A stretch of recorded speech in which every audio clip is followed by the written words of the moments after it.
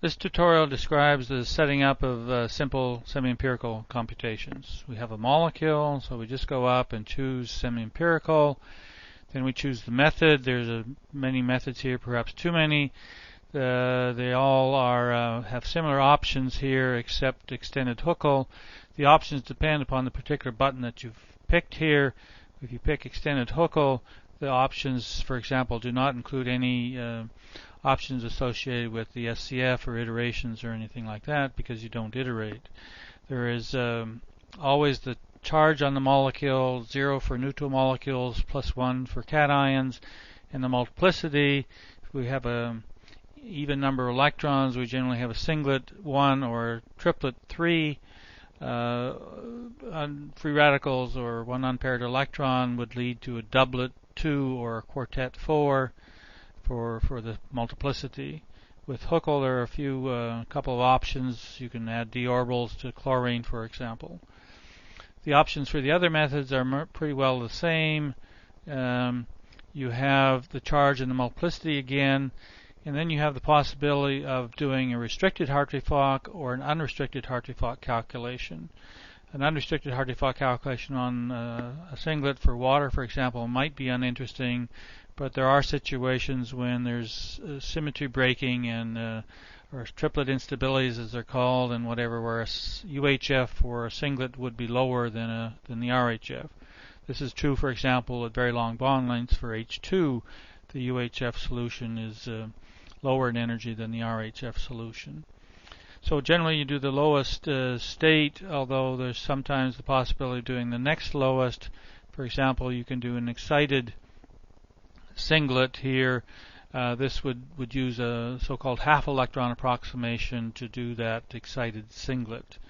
If you're doing triplets, then it's not possible to do next lowest. Yes, it switched back to 1 because you can't do an excited triplet. You can only do the lowest triplet. If you're doing UHF, you can only do the lowest UHF state as well.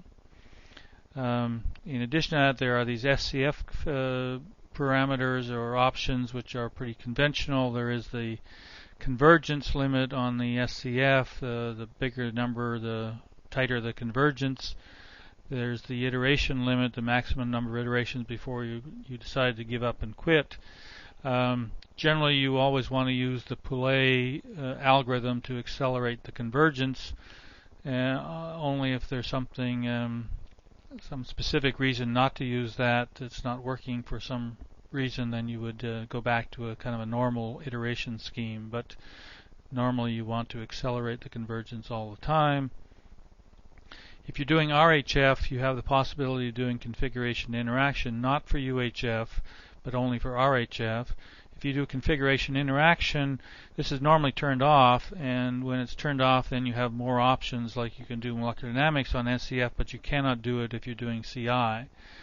But anyway, if you do CI, you can do singly excited CI with symmetry adapted configurations, or you can do microstate CI with just determinants. If you're doing CI, you would normally choose to use a certain number of occupied orbitals and a certain number of unoccupied orbitals to mix together excitations from occupied to unoccupied to give you the excited states. And you can use all of them or some subset if you like. Alternatively, you can use an energy criterion to distinguish which occupied and unoccupied orbitals to include in the CI. But in general, we have none here, and we normally are doing SCF rather than CI. With semi-empirical, you also have the option, let's go back to singlet here as a normal configuration. You have the ability of doing polarizabilities as well. Normally you wouldn't calculate them, but if you want to, you can calculate them. And when you do so, it's done with a finite perturbation theory, and you have to have a certain magnetic or electric field to add.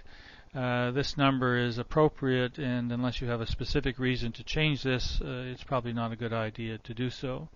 Anyway, one would normally not calculate polarizabilities because they take considerably longer than the normal SCF calculation.